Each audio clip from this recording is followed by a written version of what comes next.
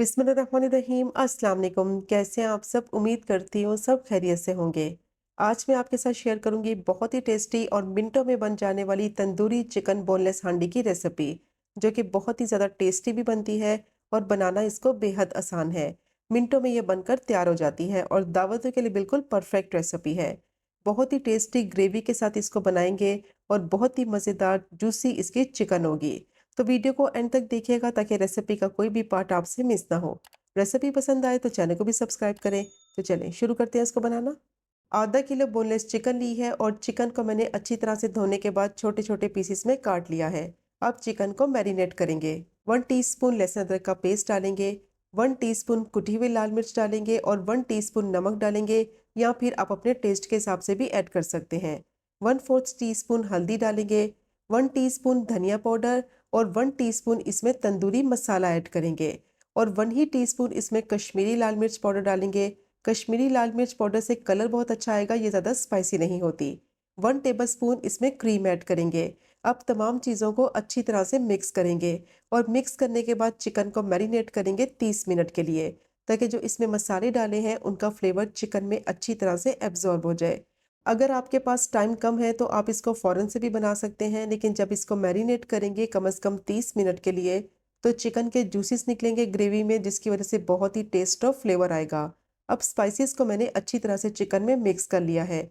अब इसको कवर कर देंगे और 30 मिनट के लिए चिकन को मैरिनेट करेंगे।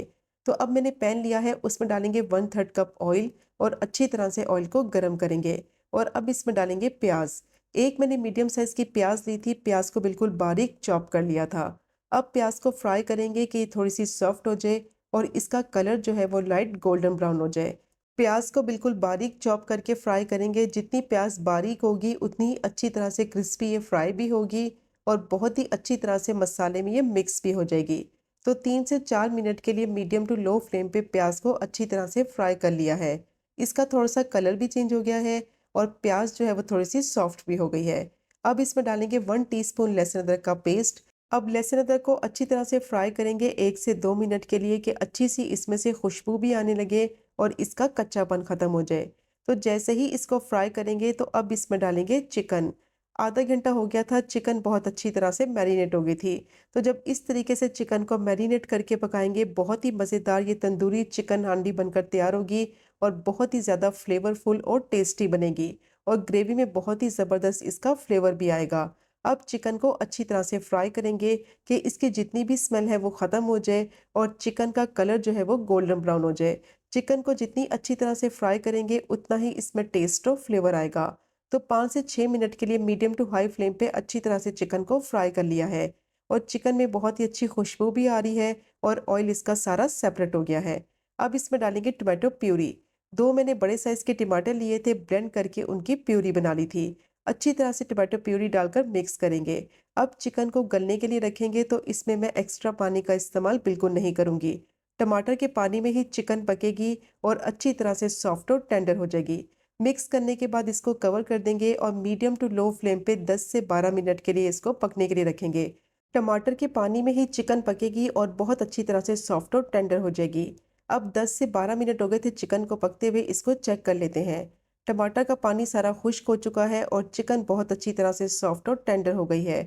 तो एक्स्ट्रा पानी का इस्तेमाल मैंने इसमें बिल्कुल नहीं किया है। चिकन का अपना पानी निकला था और टमाटर का पानी था, उसी में चिकन अच्छी तरह से पककर सॉफ्ट और टेंडर हो गई है और चिकन के जूसेस निकलेंगे ग्रेवी में, जिसकी वजह से बहुत ही ज़बरदस्त ये चिकन हांडी बनकर तैयार होगी। अब अच्छी तरह से चिकन को मैंने भून लिया है।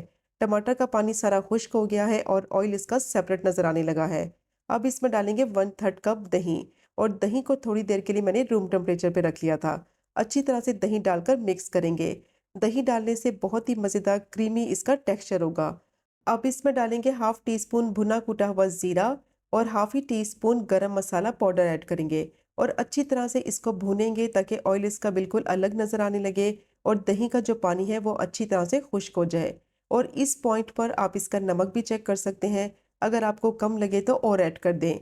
चिकन को मैरिनेट करते वक्त 1 टीस्पून मैंने नमक यूज़ किया था, जो कि बिल्कुल परफेक्ट रेशो है। अब चिकन को अच्छी तरह से मैंने भून लिया है, ऑयल इसका नज़र आने लगा है और बहुत ही ज़बरदस्त खुशबू आ रही है।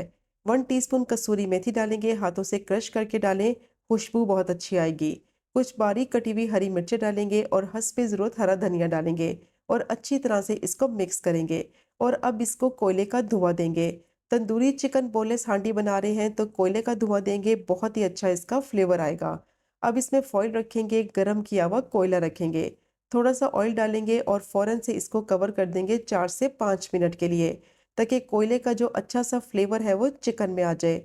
और अगर आप इस कढ़ाई को कोयले पे बनाएं तो फिर ये वाला प्रोसीजर स्किप कर दें। बहुत ही मज़ेदार तंदूरी चिकन बोनलेस हांडी रेडी हो गई है। और ये इतनी लजीज बनती है कि जब आप इसको ट्राई करेंगे तो यकीन करें बाजार की चिकन हांडी खाना तो भूल ही जाएंगे। और आपके घर में दावत है तो झटपट से आप ये रेसिपी बनाकर तैयार कर सकते हैं। बहुत ही ज़्यादा टेस्टी भी बनती है। बहुत ही कम बजट में ज़्यादा क्वांटिटी में इजीली आप इसको घर पे बना सकते हैं, वो भी बिल्कुल रेस्टोरेंट स्टाइल।